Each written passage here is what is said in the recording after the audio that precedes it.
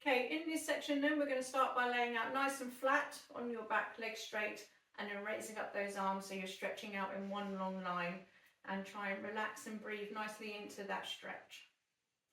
From there you're going to go into the glute stretch next, so relax those arms down and you're going to bring a knee in towards the chest, holding on to the front of the knee, pulling in as much as you can until you get a good stretch going down the back of the thigh and into the glutes. And then exactly the same thing on the other side. Yeah, nice pulling in so you get a good deep stretch. From there we're going to stretch the upper body on the side, so you're going to do arms out shoulder height on the floor, knees bent, feet together, and then you're going to drop both knees down to the same side, and then you should get a stretch on that opposite side.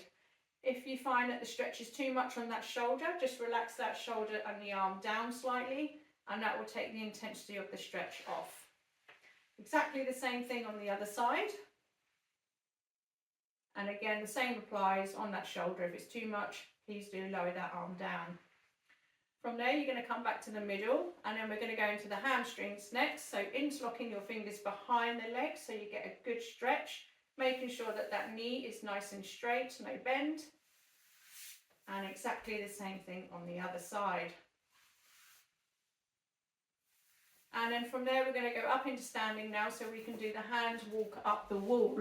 So hands shoulder height, and then slowly creeping your hands up the wall, going up as high as you can, making sure there's no pain. If your shoulders do start to hurt, please do stop short before that pain occurs. And then taking advantage of that stretch and that new range for 10 seconds before you slowly come back down again.